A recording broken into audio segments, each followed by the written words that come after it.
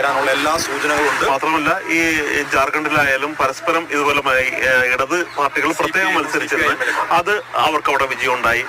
RJDയും കോൺഗ്രസും പരസ്പരം മത്സരിച്ചിരുന്നു. അവിടെയും ഇന്ത്യ സഖ്യത്തിലെ ഒരു കക്ഷി തന്നെയാണ് വിജയിച്ചത്. അതുകൊണ്ട് സ്വാഭാവികമായും ഇത്തരത്തിലുള്ളൊരു വളരെ ഗൗരവത്തോടുകൂടി തന്നെ ഇന്ത്യ സഖ്യം എടുക്കുകയും ഒരു സാധ്യത കൂടുതൽ വർദ്ധിക്കുകയും ചെയ്യുന്ന ഒരു സാഹചര്യത്തിലാണ്. നമ്മൾ ഈ മഹാരാഷ്ട്രയിലെയും ജാർഖണ്ഡിലെയും തെരഞ്ഞെടുപ്പ് സമയത്ത് പറഞ്ഞായിരുന്നു, നിങ്ങൾ ജാർഖണ്ഡിലേക്ക് നോക്കൂ, ജാർഖണ്ഡിലെ ഇന്ത്യ സഖ്യം പരസ്പരം മത്സരിക്കുകയാണ്. പക്ഷേ ഫലം വന്നപ്പോൾ എന്തായി? അവിടെ ഹേമന്ത് സോറൻ സർക്കാർ രൂപീകരിച്ചു. സമാനമായ സാഹചര്യമാണ് ബീഹാറിലുമുള്ളത്. പരസ്പരം സ്ഥാനാർത്ഥി നിർത്തിയപ്പോൾ ഇപ്പോഴും ചർച്ചകൾ പുരോഗമിക്കുകയാണ്. അതാണ് ഏറ്റവും വലിയ ഹൈലൈറ്റ് എന്ന് പറയുന്നത്. ചർച്ചകൾ നടക്കുകയാണ്.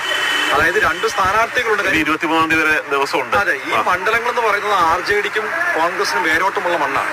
ഇടത് വോട്ടുകളും അതോടൊപ്പം തന്നെ പിന്നാക്ക വോട്ടുകളുമാണ്. അവിടെ എന്തായാലും BJPയുടെ കടന്നുകയറ്റം എന്ന് പറയുന്നത് അവർക്ക് ഈ പരസ്പരം പോരടിക്കുന്ന സ്ഥലങ്ങളിൽ പോലും അത്രയ്ക്ക് BJP